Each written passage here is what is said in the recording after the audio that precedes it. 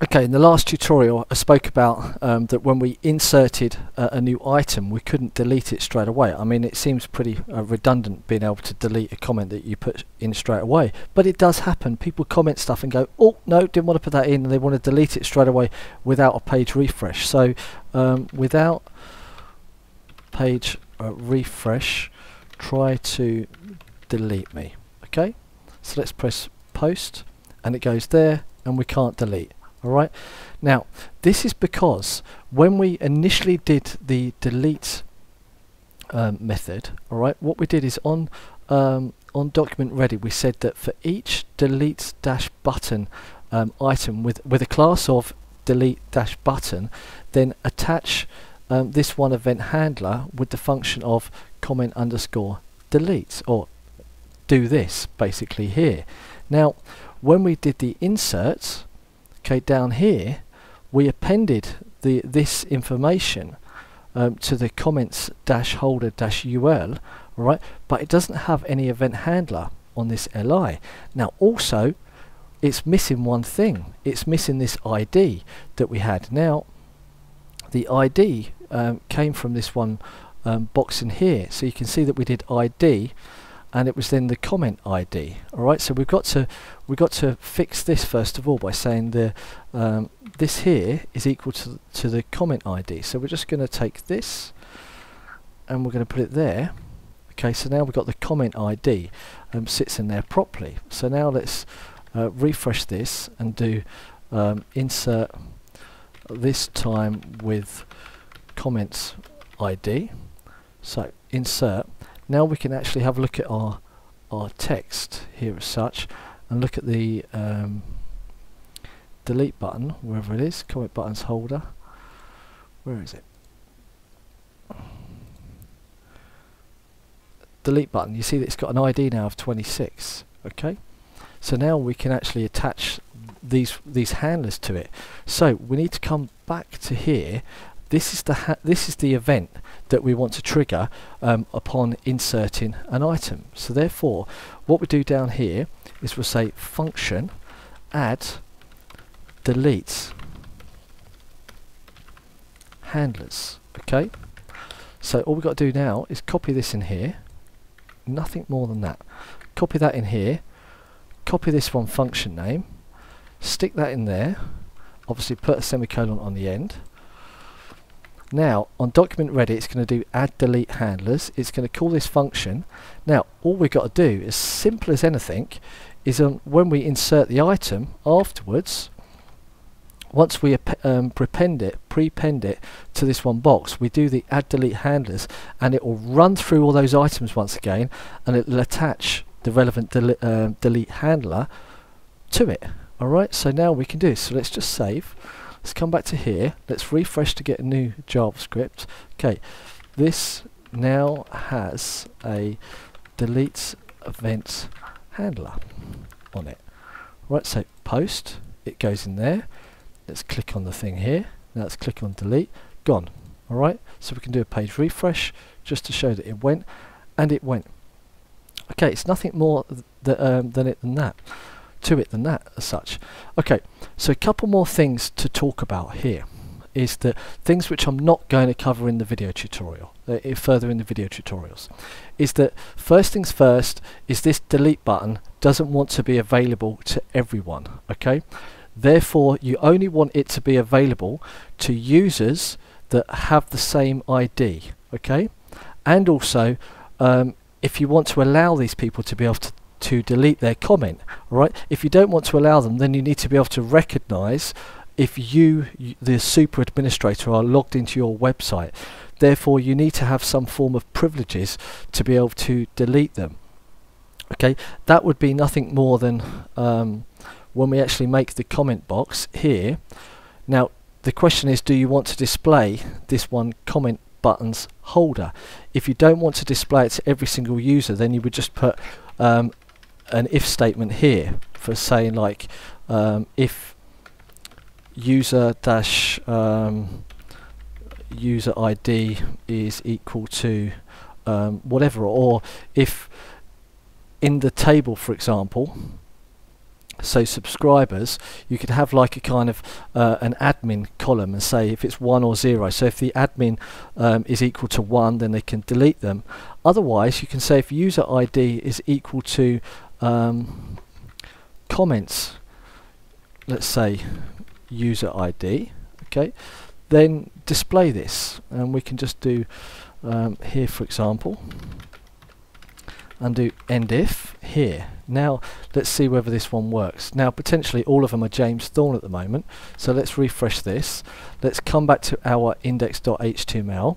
Let's change this to me once again. So potentially this information down here is our cookie, okay, our cookie telling telling our server who's actually logged in. So let's come here, do a refresh this time, and now we can say I am David Thorne. I can delete this item. Okay. Now, at the moment, because the let's refresh that. Okay, because at the moment it's that's not totally working, is it? Not totally working. So if user ID is equal to comment user ID, so that there, get subscriber user ID. No, it's stupid. Okay, so we need to be able to have some form of way of knowing who the actual logged in user is at this one time. So let's say, for example, that we've got our cookie logged in, because that down the bottom, sorry, just to explain this comment box, that's potentially saying, hey, the user ID which we've just got, is it the same as the user ID? Well, of course it is. You know, that's crazy. So we need to come up here, for example, and set I don't know, the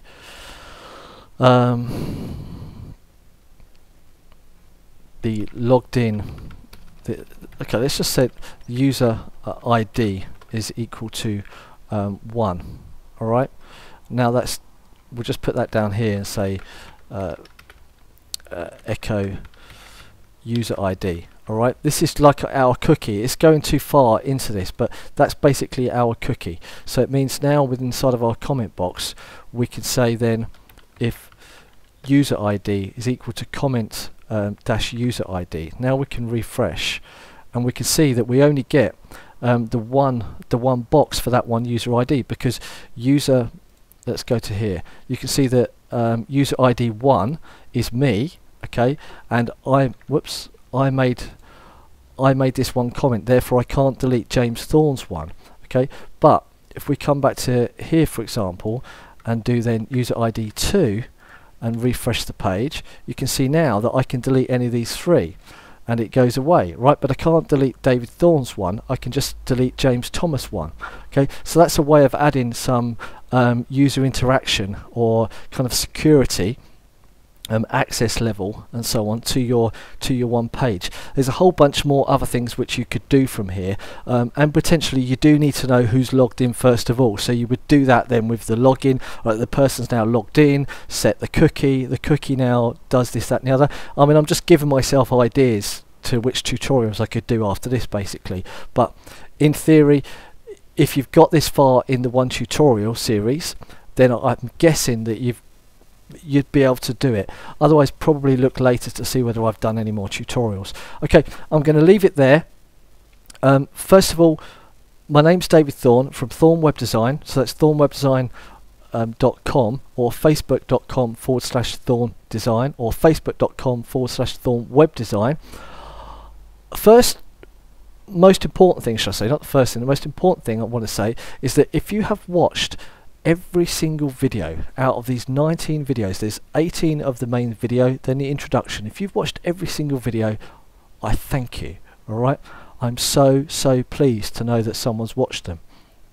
Okay, if on the other hand you've watched all of the videos and it's not helped you, I really want to know why not. Okay, please tell me. Okay, I don't care what you have to say, please tell me what you didn't understand and why you didn't understand it, and I will try my damn hardest to rectify that. Okay, if you did enjoy it, okay, then chuck me a comment just saying loved it, liked it, useful or whatever. Don't have to waste your time. Please subscribe. Alright, I put all this effort in and I really get the analytics. I can see how well my channel's doing by the subscriptions. Okay, I don't go upon how many subscribers I have on the channel. I go upon daily rate. Right, I analyze it daily to see how it's doing and what different videos I put on and which videos people are looking at.